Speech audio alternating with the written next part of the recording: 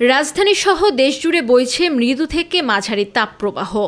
আবহাওয়ার এমন ভারসাম্যহীনতায় রাজধানীর হাসপাতালগুলোর জরুরি বিভাগে বেড়েছে রোগীর চাপ। রাজধানীর আইসিডিডিআরবি হাসপাতাল গরমের তীব্রতায় প্রতিদিন ডায়রিয়া আক্রান্ত হয়ে এখানে ভর্তি হচ্ছেন রাজধানীসহ দেশের বিভিন্ন অঞ্চলের মানুষ।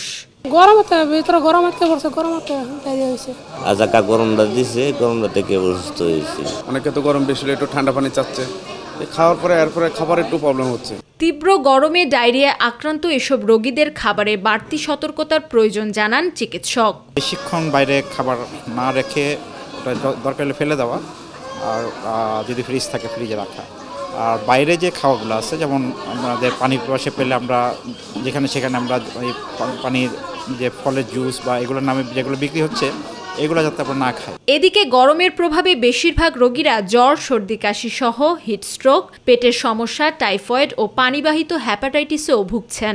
ঠান্ডা, কাশি, জ্বর, নিউমোনিয়া, শ্বাসকষ্ট, গরম মাথা ঘামে, গা ঘামে, বালিশ ভিজে দেয় ঘামে, মুছা দিই তারপরে আবার ভেজে। বাবু জ্বর, কাশি, নিউমোনিয়া এটা নিয়ে আমিও এখানে ভর্তি হয়েছিলাম। প্রতি বছরই গরমে জ্বর, সর্দি, কাশি সহ হিটস্ট্রোকের পরিমাণ বেড়ে যাওয়ার কারণ জানালেন বিশেষজ্ঞ চিকিৎসক।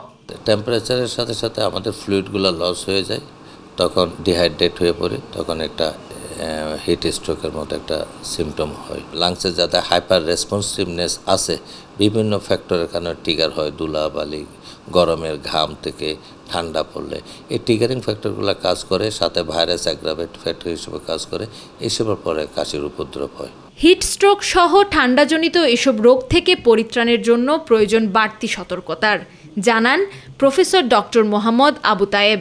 বেশি বেশি পানি খাইতে হবে, অনেকক্ষণ কাজ করার পরে একটু ছায়াতে অপেক্ষা করা, বেশি ক্লান্তি ভোগ করলে পানি খাইয়ে ফেলবে, একটু যাদের ডায়াবেটিক না একটু সুগার খাইলো, তো এইসব দিয়ে একটা পরিত্রাণ করা সম্ভব।